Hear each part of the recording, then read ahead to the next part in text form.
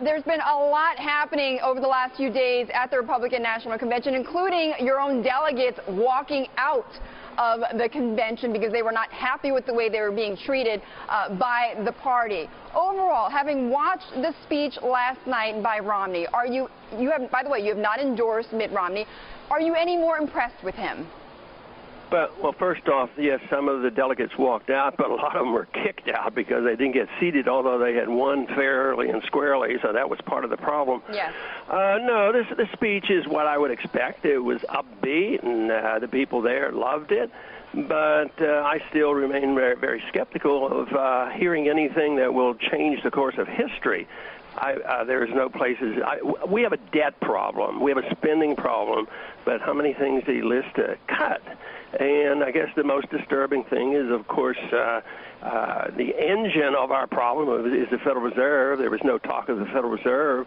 And one of the engines of spending is militarism and empire.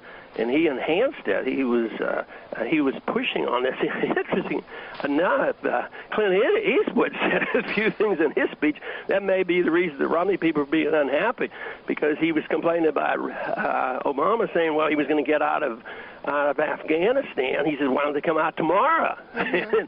and he also said, oh, you were going to close down Guantanamo. You didn't do that. So I think the Romney people might be pretty unhappy because Clint Eastwood was suggesting maybe we should have change in policy. I don't see where there was any significant change in policy. It was positive, it was upbeat, it was pro-American type of thing, but no change in economic policy, no change in spending, and hopefully he's right and he's going to create all these jobs, but quite frankly, only the market creates jobs. Governments can, presidents don't do it.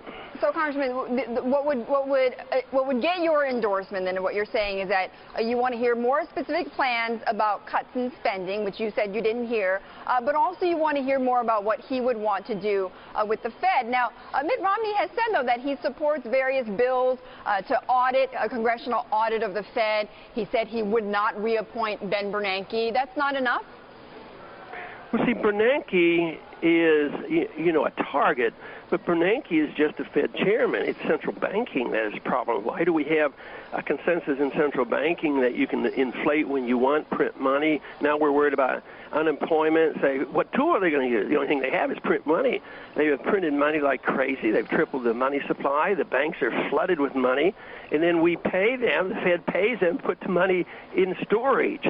So now we have to hear some stories and changes. If the central banking fails, it's price fixing. The most important thing in a market economy is to have free market rates of interest to tell people what's going on. And we haven't had that. That creates your bubbles. It creates the crisis. And then when you further fix the rate of interest, it prolongs the agony. So what you want is what you want to do is get rid of the Fed in fixing interest rates and manipulating the money supply and pretending that they are the super economic planners. As long as we have that concept, we're going to linger a long time because debt is the problem and nobody's willing to face up to it, and I certainly didn't hear that last night. Well, Congressman, let's get realistic, though. I mean, right now, it seems as if the economy or Americans can't depend on lawmakers, on Congress to fix the economy. There is gridlock going on in Washington, and the only game in town right now is Bernanke and the Fed. Oh, well, the Congress could do a whole lot. They could cut spending. They're the ones who spend the money. Presidents signed the bill. How is cutting spending going to create jobs? Well, you do. You want to return the money to the people.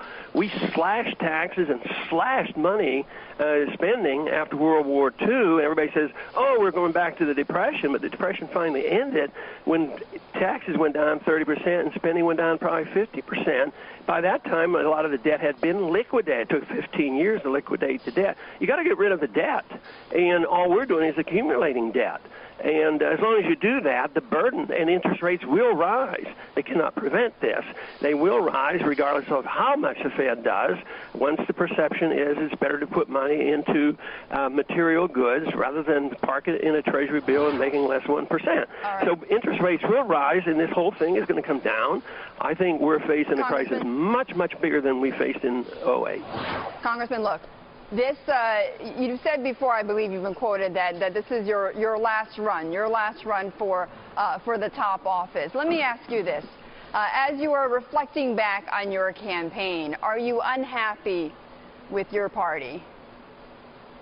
Well, it's not my party. I don't like politics at all, and I think both parties are Keynesian economists, and both parties support the positions that I don't like. So the party, in many ways, is irrelevant. But as far as being pleased, I am super pleased on what's working, because my guess is, we got about 2 million votes, and our appeal right now is to independents and Democrats. So we have double that number. And these people want their freedom. They want some money. They want to bring the troops home. They want the wars to end.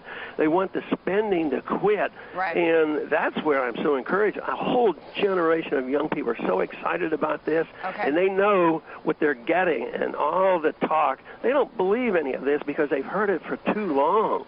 And now they're energized. So I am super energized and optimistic about what's happening because the ideas are changing. What I'm talking about is an ideological revolution, and it's much bigger than a lot of people realize. But this system that we have today, the Keynesian economic system and this welfare system, as well as the empire, it's ending, and people have to realize it.